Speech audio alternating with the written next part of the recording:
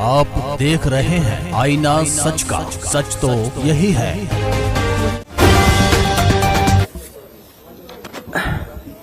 मैं आप सबका धन्यवाद देता हूं। अचानक आपको बुलाना पड़ गया और ये जानकारी हमारे लोगों को भी नहीं थी कि इस तरह की बात होगी। हालांकि ये सूचना मिल रही थी कि लखनऊ से जो मुख्यमंत्री उनके सबसे बड़े अधिकारी हैं और प्रमुख सचिव का जगह जगह फोन जा रहा है कि जहां भारतीय जनता पार्टी हारे वहां पर काउंटिंग स्लो करिए।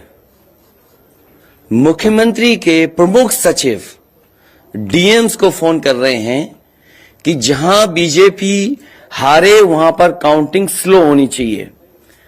और यही नहीं, अगर हम पिछला चुनाव देखें तो जो भारतीय जनता पार्टी की हार हुई है 47 सीटें ऐसी हैं जो 5000 के अंदर कम वोट में हुई हैं।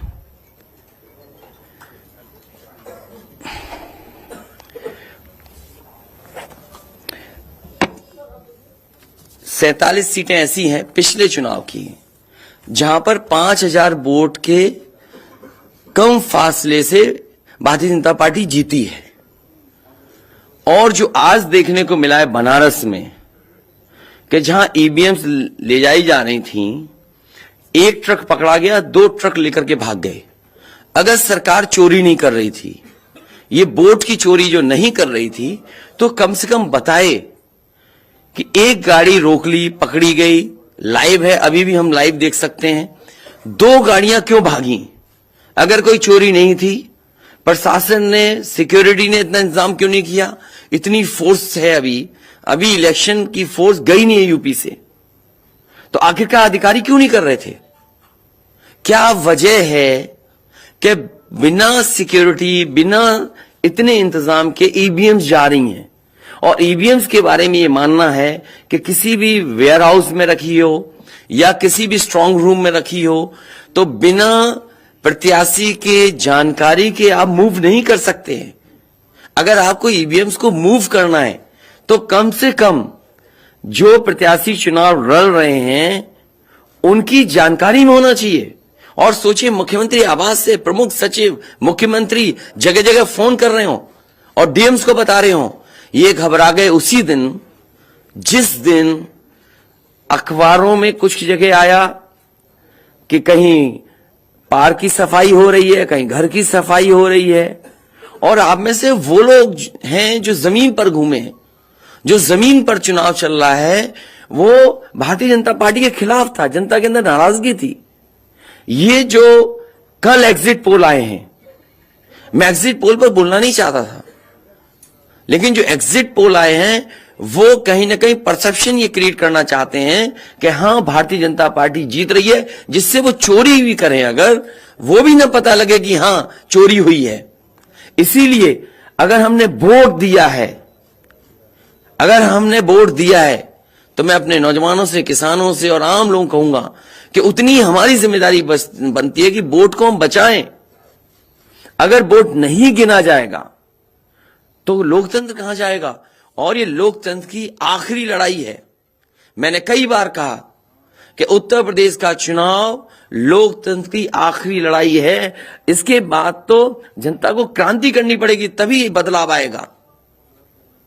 इसलिए मैं अपने पार्टी के लोगों से और जो सच्चे ईमानदार, सच्चे सिपाही हों, सच्चे अधिकारी हों, सच्चे पत्रकार हों, कम से कम आगे आए और लोकतंत्र को बचाने के लिए खड़ा हों।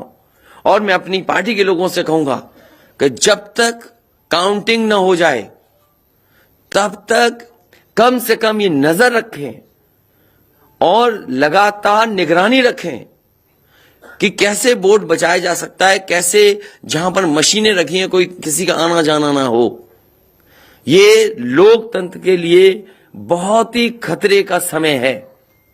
जो दल हार गया, अब उसके बस में यही है जो अब करने जा रहे हैं। ये जितने कुछ एग्जिट पोल हुए हैं वो इसीलिए हुए हैं कि अगर वो चोरी भी करें तो शायद नजर ना आए। अब ईवीएम्स पकड़ी गई हैं, बहाना कोई ना कोई अधिकारी बताएंगे कि हम ईवीएम्स इसलिए ले जा रहे थे, आखिरकार फोर्स के साथ क्यों नहीं ईवीएम्स जा रही थी? ये तो ईवीएम की एक बनारस की जो अभी भी लाइव चल रहा है वो घटना है। बरेली में एक स्ट्रांग रूम से बाहर नगर पालिका की कचड़े की गाड़ी में, जिसका नंबर UP25 DT 9166 में 3 बक्से सील पकड़े गए, जो सील बक्से थे। एक बक्से में सादा बैलेट पेपर था तथा 2 बक्से में मोहरें, रजिस्टर तथा सील करने वाला सामान था। करीबन 500 बैलेट पेपर पकड़े गए। इसी तरह सोनभद्र का है कि सोनभद्र में भी बड़े पैमाने पे चीजें पकड़ी गई। वो भी लोग समझ में आ गया तो उन्होंने देखा, SDM को रोका। SDM घोरावल जनपद सोनभद्र में खाली मत पर अपनी गाड़ी से पॉलिटेक्निक कॉलेज ले जाते हुए पकड़े गए।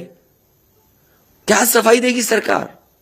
इसीलिए मैंने कहा प्रमुख सचिव मुख्यमंत्री आप जानकारी कर लें। अगर आपके DMs कोई जानकार हैं, उन्होंने खुद बताया है कि वहां से लखनऊ से फोन आ रहे हैं कि जहां पर भारतीय जनता पार्टी हार रही हो वहां पर काउंटिंग स्लो हो और रात तक काउंटिंग लेकर के जाइए।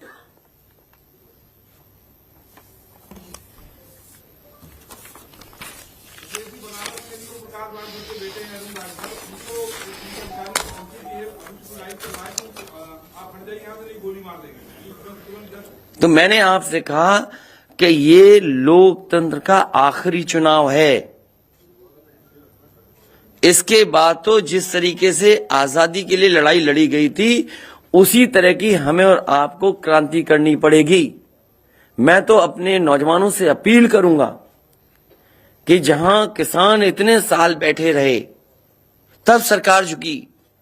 कम से कम 3 दिन लोकतंत्र के अखंड प्रहरी बनकर के ईवीएम्स को बचाएं और चुनाव को बचाएं। डीएम वाराणसी की तरफ से बयान आया है।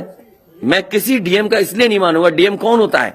अगर प्रमुख सचिव मुख्यमंत्री फोन करेगा, डीएम क्या कर सकता है? डीएम की क्या हैसियत है? वो ये कह रहे हैं कि ये कर्मचारियों की ट्रेनिंग के लिए ये ईवीएम्स गए। ये फिर जो प्रत्याशी लड़ने रहे थे उनको आखिरकार डीएम ने क्यों नहीं बताया? डीएम अगर ये जवाब दे रहा है तो उस डीएम से पूछिए कि डीएम ये बताओ कि तुमने जो प्रत्याशी चुनाव लड़े थे उसके बारे में क्यों नहीं बताया उन प्रत्याशियों को? ये डीएम आखिरकार किसके नीचे काम कर रहे हैं? और बनारस जैसी पोस्टिंग किसी डीएम को मिली होगी, इस डीएम को मैं भी जानता हूं। जब पहली पोस्टिंग मैंने मुजफ्फरनगर दी थी, मैं नहीं जानता हूं ये डीएम कौन है, किसकी सिफारिश पे ये मुजफ्फरनगर पहली बार गया था। बेईमानी करा रहा है ये डीएम। और जवाब ये डीएम का कि ट्रेनिंग के लिए जा रहे हैं। तो आखिरकार पॉलिटिकल पार्टीज को क्यों नहीं जानकारी दी? क्या जवाब है उनके पास इसका? और जब बाकायदा गाइडलाइन लिखी हुई है यहां पर कि आप ईवीएम्स का मूवमेंट नहीं कर सकते, आप कैसे ईवीएम का मूवमेंट कर रहे हैं? आप पूछिए जिन्होंने दिया बयान। अरे भाई, मैं तो कह रहा हूं किसी आपने जो पॉलिटिकल चुनाव लड़ रहे हैं उनके बारे में क्यों नहीं बोले आप? और आप भी डीएम की बात को मानते हो? मैं सर आपको उनका वर्जन बता रहा हूं। वो वर्जन इसलिए बोल रहे हैं क्योंकि सरकार एक भाषा बोलेगी, ऊपर से नीचे तक भाषा एक बोलेगी। आप बताइए, जब समाजवादी सरकार का चुनाव था, इलेक्शन कमीशन ने जो शिकायत की उस अधिकारी को हटाया गया? आज इलेक्शन कमीशन ने किसी अधिकारी को हटाया हो? एक अधिकारी अगर इलेक्शन कमीशन हटाया हो तो बता दो। मुझे कोई उम्मीद नहीं। इसीलिए मैं कह रहा हूं कि लोगों को लड़ना पड़ेगा। अगर लोकतंत्र बचाना है तो कहीं ना कहीं तैयारी करनी पड़ेगी लोकतंत्र बचाने के लिए। पोस्टल बैलेट के मतों की गणना को लेकर भ्रम की स्थिति बनी है जी। जो गाइडलाइन है, आज जो बैलेट पेपर पकड़े गए हैं सोनभद्र में, जो बैलेट पेपर पकड़े गए हैं आपके बरेली में, जिस तरह ईवीएम्स को ले आया जाता है, ये सवाल बड़ा है। अधिकारी वही भाषा बोलेंगे जो उनको बोलने के लिए सरकार कहेगी। वो नहीं चाहते कि ओम प्रकाश राजभर जी क्या भूल गए? इलेक्शन कमीशन याद नहीं है? ओम प्रकाश राजभर जी नॉमिनेशन के लिए गए, इनको अपमानित नहीं किया गया? क्या प्रशासन कार्रवाई कर रहा था? स्वामी प्रसाद मौर्य जी के साथ क्या व्यवहार हुआ? कोई भूल जाएगा इन बातों को? और चुनाव भर में क्या भाषण थे, क्या भाषा का इस्तेमाल था? हर जगह डराने का काम जनता को। इलेक्शन कमीशन को लेकर आप बात कह रहे हैं, कोर्ट का ऑप्शन लेंगे क्या आप? तमाम ऐसी ये अलग बात है। कम से कम इलेक्शन कमीशन को ये देखना चाहिए, खुलेआम जनता देख रही है, आज के जमाने में लाइव है कि किस तरीके से ईवीएम्स को ले आया जा रहा था। चुनाव आयोग को सबसे पहले जिलाधिकारी बनारस पे कार्रवाई करनी चाहिए कि आखिरकार उसने किसी को कॉन्फिडेंस में क्यों नहीं लिया। अगर मशीनें जा रही थी तो प्रत्याशियों को क्यों नहीं बताया गया, पॉलिटिकल पार्टीज को क्यों नहीं जानकारी दी गई। अगर ये गाइडलाइन में है कि नहीं है इलेक्शन कमीशन के, आप ईवीएम्स को एक जगह से दूसरी जगह मूव करा रहे हैं, आखिरकार इसके लिए जिम्मेदार कौन है। आप ईवीएम लेकर जा रहे हैं, अब 2 दिन की बात है, काउंटिंग होनी है।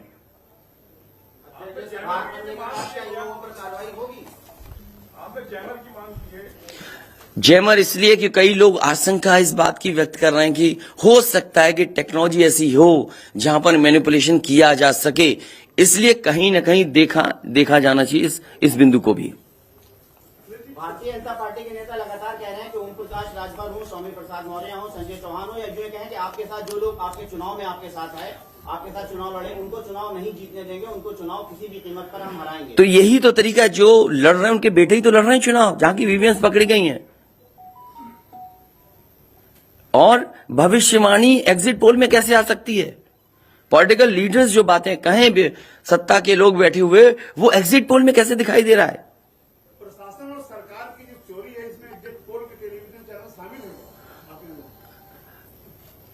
आपको ये देखना चाहिए जो एग्जिट पोल कर रहे हैं, क्या मुनाफे के लिए कर रहे थे। जो कंपनियां बड़ी बड़ी सर्वे का पैसा कौन दे रहा है उनको, और जो डेटा दिया है चैनलों को, फ्री दिया गया है कि उपहार में दिया गया है, वो अलग बिंदु है। कोई इतनी बड़ी एक्सरसाइज कर रहा है, उसका फाइनेंशियल बर्डन कौन उठा रहा है।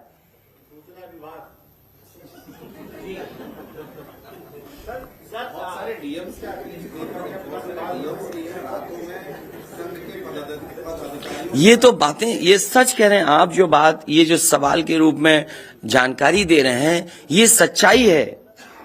जो आप सवाल के रूप में दे रहे हैं, ये सच्चाई है। आप बताइए, इनके साथ गलत व्यवहार हुआ, क्या कार्रवाई की प्रशासन ने। वीडियोज हैं सबके। जब ये नॉमिनेशन के लिए गए आप, क्या वीडियो अवेलेबल नहीं है? क्या कार्रवाई हुई उसमें? स्वामी प्रसाद मौर्य जी के ऊपर जो अटैक हुआ, उसमें क्या कार्रवाई हुई? मेरे क्षेत्र में जो प्रत्याशी चुनाव लड़ने आया, तो उसने अपने आप अपनी गाड़ी तोड़ी, अपने आप गाड़ी तोड़ी खुद की, और आरोप लगाए समाजवादियों पर। एग्जिट पोल क्या करेंगे जब वोट को पोलेंगे? आगे वो कह रहे हैं शांतिपूर्ण मतगणना के लिए उन्होंने अपील की है। नहीं, शांतिपूर्ण मतगणना के लिए तो हम भी अपील कर रहे हैं, लेकिन सावधान रहें। अगर वोट दिया है तो वोट को बचाए भी तो सही।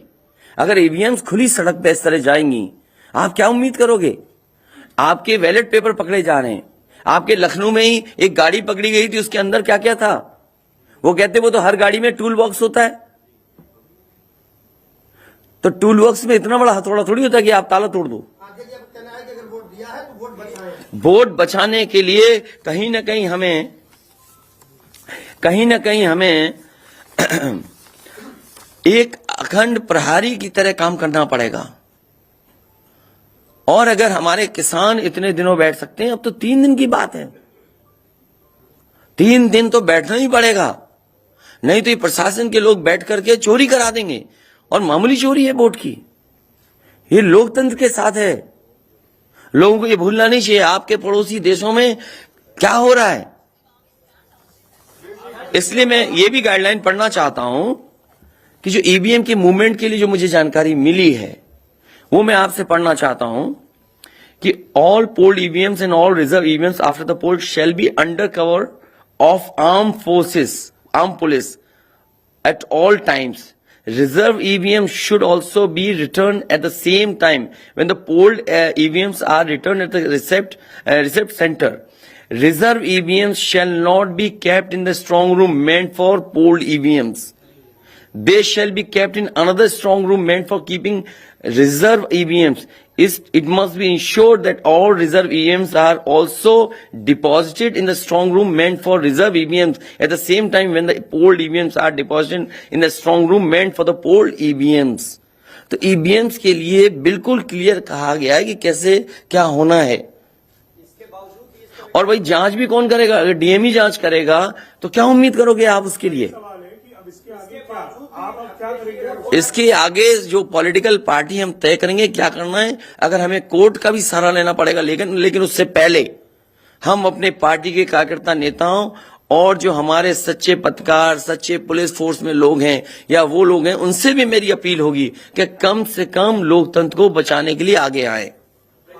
कोर्ट से पहले मैं आप लोगों के माध्यम से अपील करना चाहता हूं, ऐसे तमाम लोग जो लोकतंत्र को बचाना चाहते हैं वो कम से कम आगे आए। जैसे कि आप कह रहे हैं कि बरेली, बनारस और सोनभद्र में ईवीएम का मामला सामने आया है, कांग्रेस की मतगणना में बेईमानी होगी, ये श्योर है। आपने पंचायतों का चुनाव देखा था, भारतीय जनता पार्टी ने खुलेआम वोट को लूटा। जनता को याद है महिलाओं के जो कपड़े फाड़े गए, छीने गए, महाभारत के अलावा अगर किसी ने किया तो वो भारतीय जनता पार्टी ने करके दिखाया।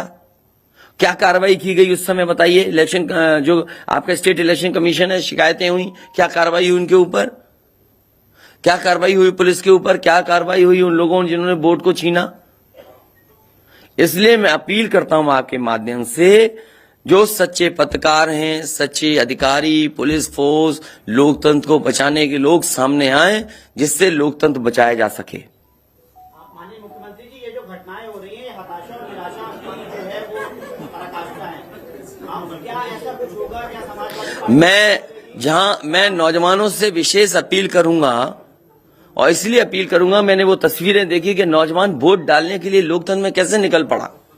अगर उसने वोट डाला है तो कम से कम वो वोट बचाए। अपना कैसे वोट बचाएगा? गिनने से कैसे गिनती में लाएगा? और ये कोई ये मामूली घटना नहीं है। जो लोग लोकतंत्र पर भरोसा करते हैं उनके अंदर आक्रोश होगा, ऐसा नहीं है कि गुस्सा नहीं होगा उनके अंदर। इसीलिए मैंने कहा कि 5,000 के अंतर में सीटें जो जीती गई थी भारतीय जनता पार्टी की, वो 47 हैं। और मैंने इसीलिए कहा कि प्रमुख सचिव मुख्यमंत्री जिलाधिकारियों को फोन कर रहे हैं कि काउंटिंग स्लो की जाए। और बैलेट के लिए हम लोगों ने अपने प्रत्याशियों को और जो एजेंट्स हैं, हमारे इलेक्शन एजेंट्स, उनको समझाया है कि बैलेट को किस तरीके से काउंट करना है, कैसे रखे जाएं, उन सबको समझाने का काम किया है। और आप में से जो लोग बनारस गए होंगे वो जानते होंगे कि बनारस साउथ समाजवादी पार्टी जीत रही है, अयोध्या समाजवादी पार्टी जीत रही है। ये घबराहट है बीजेपी को। पवन पांडे जीत रहा है, ये घबराहट है। किशन दीक्षित जीत रहा है, ये घबराहट है बीजेपी को। नहीं, वो अलग बात है, पान भी खाया। भाजपा के प्रवक्ता है राकेश त्रिपाठी, और भाषा नहीं देखी आपने? क्या प्रवक्ता की बात करते? कौन है ये चीज प्रवक्ता? कोई प्रवक्ता की बात नहीं करेंगे। क्या प्रवक्ता उठा लाए आप किसी गली मोहल्ले से? क्या प्रवक्ताओं की बात करते हैं आप? इतने सीनियर जर्नलिस्ट बनते हो आप अपने आप को। ये मामला सीरियस है, क्या प्रवक्ता बताएगा? इलेक्शन कमीशन क्यों नहीं बता रहा? ये खुलेआम ईवीएम घूम रही हैं। कोई आश्वासन नहीं दिया। हो सकता है हमारी प्रेस के शायद कुछ जागे। ये यूपी के हैं सब, और कहां के इलेक्शन कमीशन के लोग? सर अधिनियम में रिटर्निंग ऑफिसर कवर्ड नहीं, जवाबदेही। Returning officer? जनप्रतिनिधि अधिनियम में रिटर्निंग ऑफिसर की जवाबदेही तय नहीं। तो बेईमानी जब कराता है तो उस पर कोई केस नहीं सकता, आप किसके करेंगे? अब ये तो हमें भी जानना पड़ेगा कि क्या करें। इसीलिए मैंने कहा कि हम तैयारी से रहिए। ऐसे तो किसी पे कार्रवाई नहीं कर सकते। हाँ, जिम्मेदारी तो अच्छा इलेक्शन कमीशन की जिम्मेदारी है कि निष्पक्ष चुनाव। इतना बड़ा कमीशन हम क्यों कह रहे हैं कि इलेक्शन कमीशन की जिम्मेदारी है? क्यों उसको इंडिपेंडेंट बनाई गई ये बॉडी? ये सब जो आपके माध्यम से हो रहा है वो सब लाइव है। जो ये चीजें हो रही है सब लाइव है, सब शिकायतें की जाएंगी, सब देंगे। अभी तो अभी कहो तो अभी लाइव दिखा दें। जब आपको बुलाया है, मैंने तकलीफ दी आपको, इसके बाद हम लोग अपना लिखेंगे।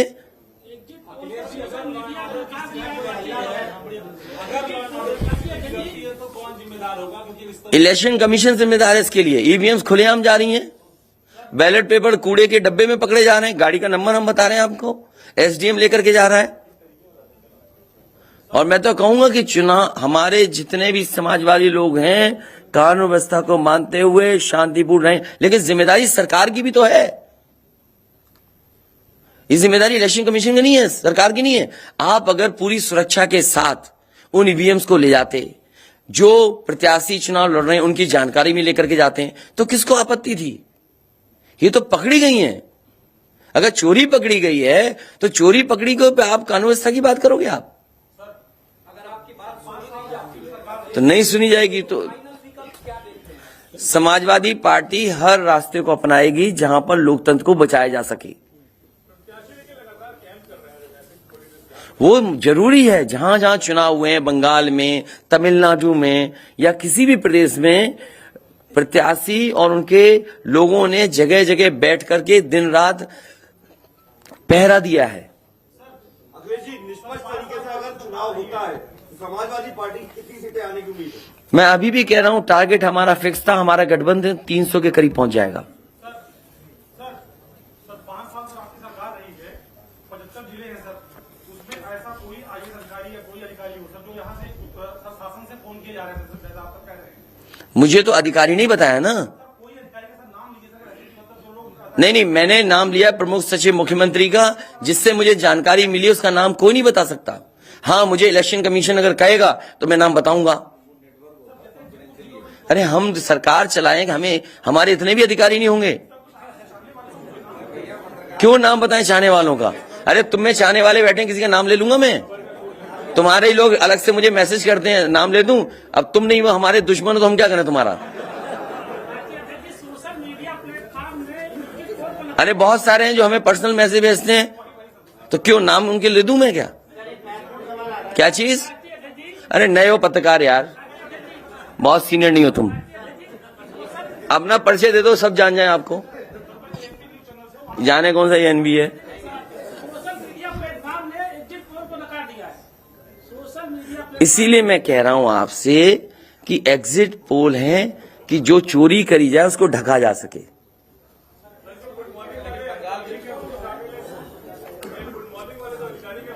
नहीं, अगर ओम प्रकाश राजभर जी से पूछना चाहो तो उनसे ही पूछ लो, केवल ईवीएम पर, क्योंकि इनकी विधानसभा का मामला है, इनकी विधानसभा का इशू है। देखिए, जैसा कि अभी हमारे एक साथी ने कहा कि माननीय अखिलेश यादव जी के साथ जो लोग हैं, चाहे संजय चौहान जी हों, चाहे ओम प्रकाश राजभर हों, चाहे स्वामी प्रसाद मौर्य हों, हम उनको जीतने नहीं देंगे। आप ही की तरफ से आया ना बात? आप ही नहीं, ये पूरे प्रदेश में गूंज रही है बात। और भारतीय जनता पार्टी हम लोगों के गठबंधन से घबरा गई है और बनारस जैसे प्रधानमंत्री जी अपनी इज्जत बचाने के लिए गली गली घूमे हैं। ये मैं कह रहा हूं, गली गली घूमे हैं। जिलेवार 75 साल की आजादी में 70 साल से उठ पड़ रहा है। पहले हमारे देश के प्रधानमंत्री हैं जो जिलेवार रैली किए हैं। अगर गलत कह रहा हूं तो बताओ। पहले प्रधानमंत्री हैं और पहली बार मैं देख रहा हूं इतनी बड़ी दुश्मनी।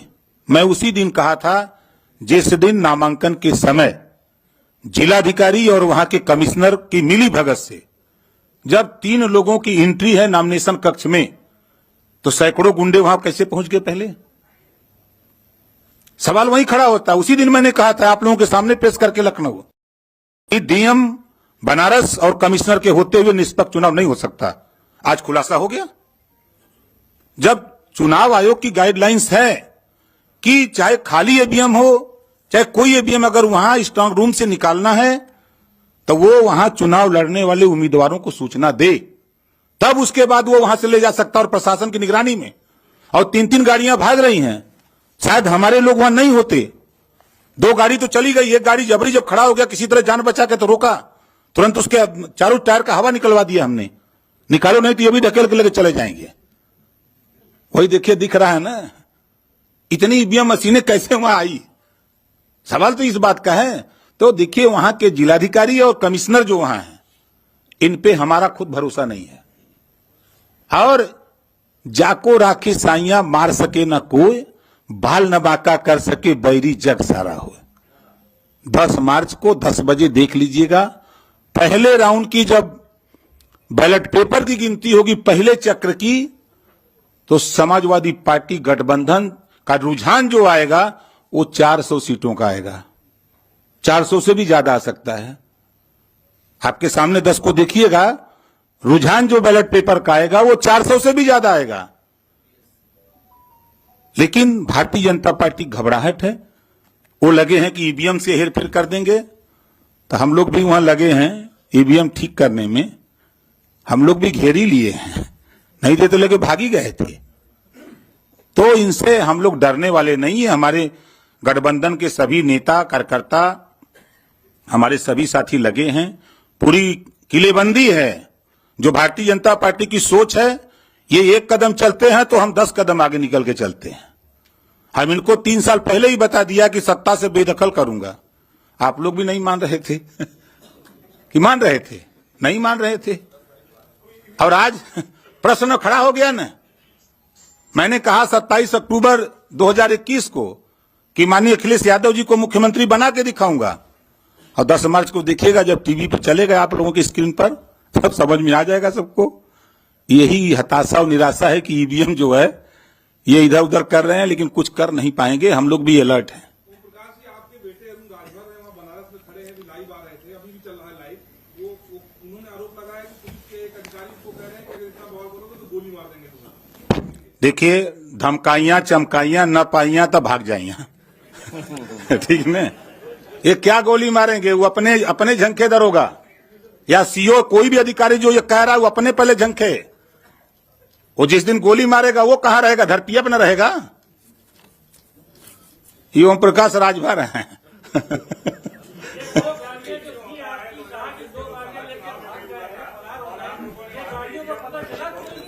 भैया मेरे, हम लोग तो एक घेर के रखे, दो तो वो भी किसी तरह वो हमारा आदमी आगे खड़ा वो मार देता, धक्का मर जाता, लेकिन वो भी ढीठ था। अब जाति का ठाकुर था, यो बात है। हेमंत सिंह नाम है। अब वो लौट गया, वही कहे चढ़ा दो गाड़ी।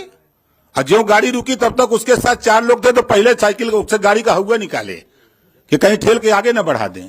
तब जाकर के ईवीएम का खुलासा हुआ है। साफ पूरी होगी। आप देखिएगा ना।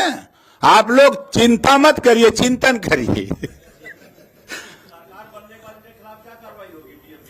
अरे यार तुमने आप जब कह दिया, इससे ज्यादा कह सकते हैं? तुम भी ऐसी बातें कर रहे हो भाई। जब कह दिया ये बातें, हाँ?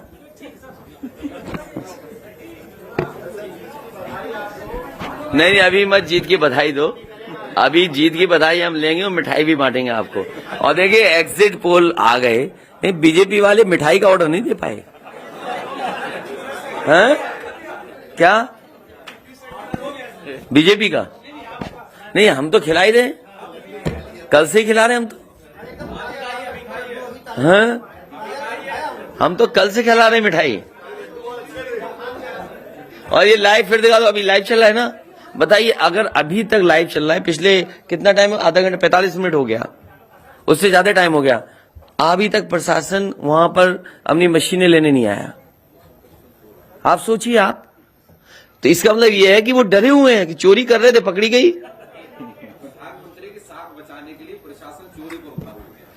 आप देखिए ना, अगर मान लीजिए हम और आप यहां बैठ करके देख रहे हैं, अगर वो चीज लाइव हो रही है तो दुनिया में देखी जा रही होगी। उनको परवाह नहीं है कि मशीन कौन ले जा रहा है, ले जाने दो। अभी लाइव हो रहा, सोचिए कितनी इतना समय इसमें प्रशासन जाता, बातचीत करता, नहीं ले जाए ईवीएम्स।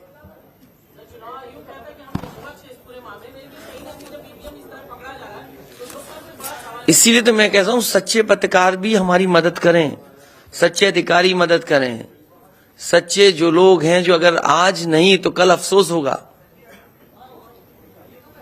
इसीलिए जो लोग लोकतंत्र बचाना चाहते हैं वो सब आगे आए।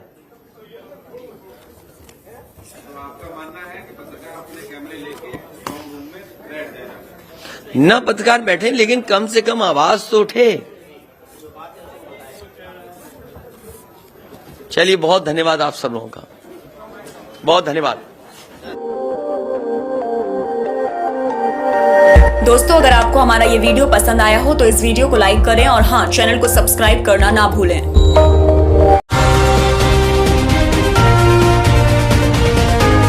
आप देख रहे हैं आईना सच का, सच तो यही है।